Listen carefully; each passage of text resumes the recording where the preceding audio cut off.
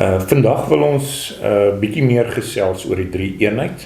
Ek dink baie keer vra gelowiges die vraag oor hoe moet ons die drie eenheid verstaan, maar ons wil nie vandag soveel daarop fokus nie. Wat ons vandag meer wil kyk is die rolle binne die drie eenheid. Wat presies as ons die Bybel in sy geheel lees en die heilsgeskiedenis deur die verloop van die Bybel kyk, wat is die rol van die drie persone, of die rolle van die drie persone binne die drie eenheid? Ja, die Christelike kerk aanbid natuurlik die drie enige God, soos die Bybel hom openbaar, Vader, Seun en Heilige Gees.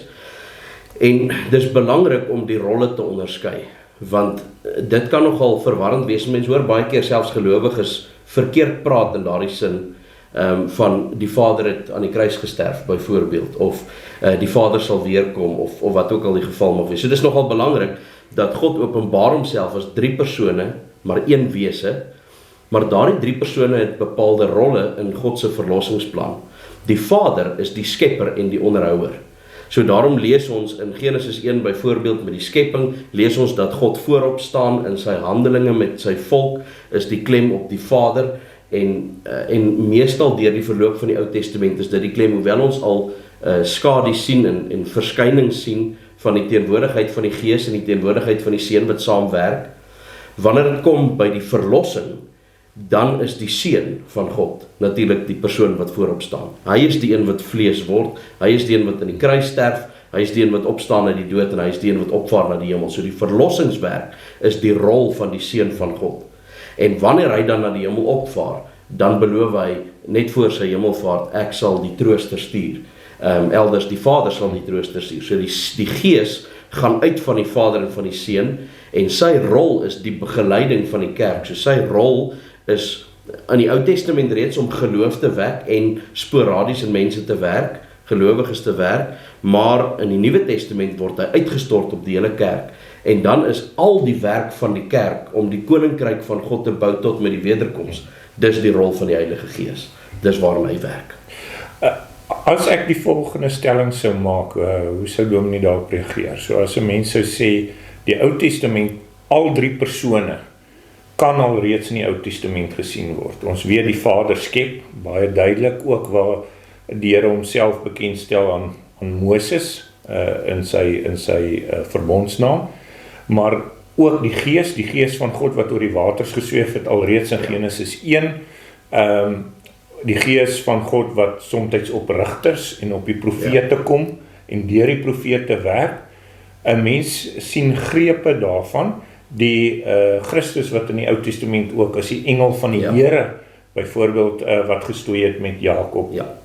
En die brandende bos. En die brandende bos en die engel van die Here ook wat saam met Daniel se vriende in die oond verskyn het. So, maar dit is, as 'n mens die stelling maak in die Ou Testament, sien 'n mens die prominente figuur, as 'n mens dit so kan stel, is die Vader, en die ander figureer van tyd tot, die ander persone figureer van tyd tot tyd. En dan kom ons by Christus se koms na die aarde toe, dan sit amper asof die fokus op die Seun is. En dan nou, na Christus se opstanding en hemelvaart, is dit die Heilige Gees wat uitgestort is, werk deur ons as gelowiges, en dan ook met op die apostels uitgestort is, en waardeur hulle dan ook sekere wondere gedoen het. So mens kry amper half ook die idee dat die fokus val eerstens op die Vader hoofsaaklik, dan op die Seun en dan later op die Heilige Gees. Sou jy sê dit is 'n regverdige vertolking? Ja, en dit gaan oor die rolle wat hulle vertolk, want aanvanklik lees ons van die skepping van God, en dan is dit die Vader wat prominent is, maar soos jy sê, dan is die Gees teenwoordig, en dan sê Johannes 1 natuurlik vir ons, alles wat geskape is deur die woord geskape, wat uiteindelik vlees geword het, wat Christus is, die Seun van God is. Dieselfde in die Nuwe Testament, wanneer die fokus vierkantig op die Seun van God, die Here Jesus Christus val.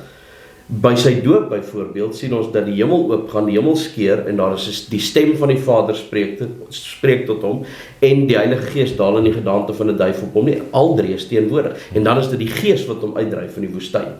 En dan weer met die fokus vierkantig op die werk van die Heilige Gees in die kerk, dan sien ons dat dit die Gees van Christus is, die Gees van die Vader is, so word hy op verskillende plekke genoem, deur die Vader en die Seun uitgestuur.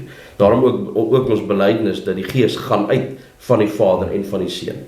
So dis 'n belangrike konteks om te verstaan, dat wanneer 'n mens 'n bepaalde fokus vind op een van die persone, dan is dit nie 'n verheffing van daardie persoon bo die ander twee persone van die goddelike drie-eenheid nie.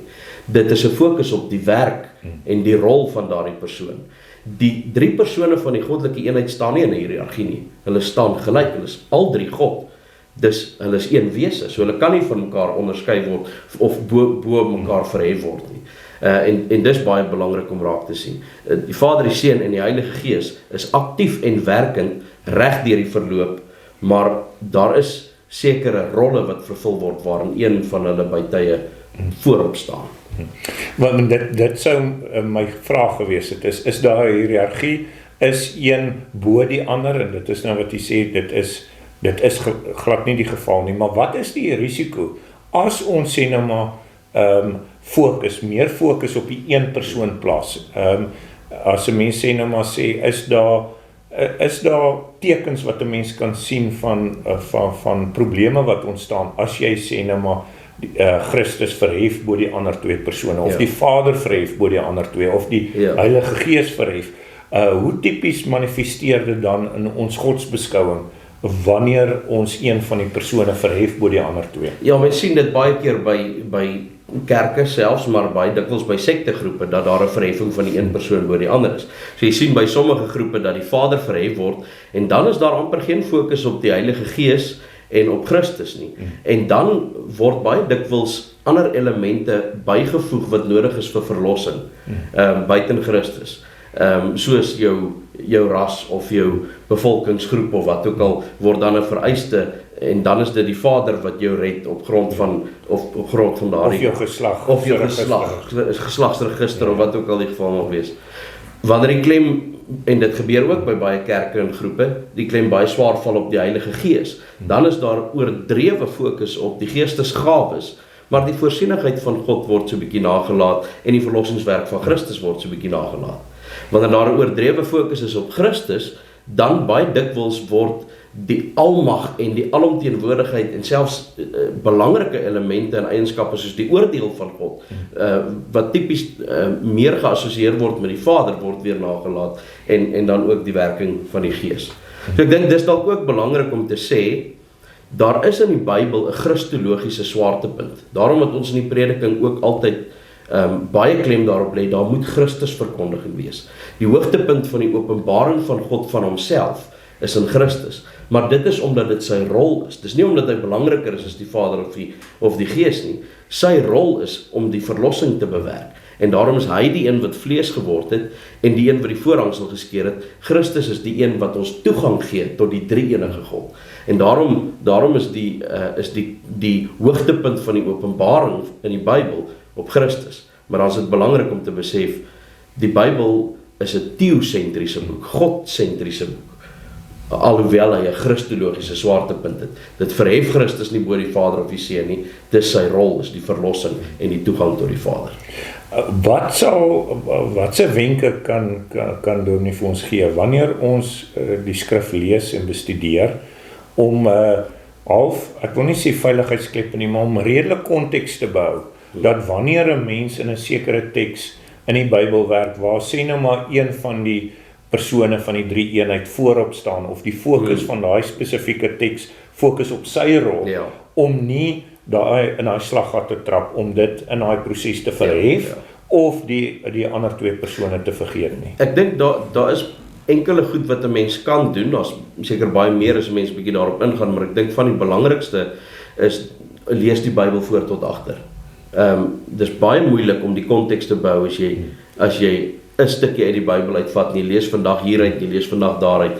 Lees die Bybel van voor tot agter deur, dan behou jy die konteks van die verlossingsgeskiedenis, en dan is dit makliker om die rolle van die Vader, die Seun en die Heilige Gees ook raak te sien.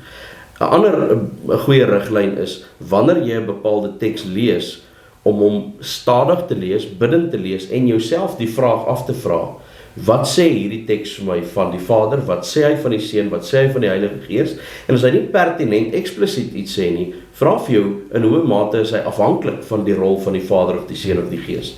So jy sal 'n teks byvoorbeeld lees van die werking van die Gees, en as jy jouself daardie vraag gaan afvra, dan sal jy besef, sonder die voorsienigheid en die beskikking van die Vader, sou die kerk nie bestaan het waarin die Gees werk nie. Sonder die verlossing aan die kruis deur Christus, sou die Gees nie uitgestort gewees het en in die kerk kom werk het. So dit kan nooit losgemaak word vir mekaar nie, maar om jouself daai vraag te vra, gee baie dikwels vir mense 'n breër perspektief op. Hoe is hierdie teks afhanklik van die voorsienigheid van die Vader, die onderhoud van sy skepping? Hoe is dit afhanklik van die verlossing van Christus? Ou Testament wat nog vooruitwys daarna, of 'n Nuwe Testament teks wat terugwys daarna, en in hoe mate is die Gees besig om te werk, wat natuurlik in elke teks belangrik is, want dit is deur die Gees geïnspireer, en deur die inspirasie van die Gees op skrif gestel. Goeie riglyne. Ons sê baie dankie.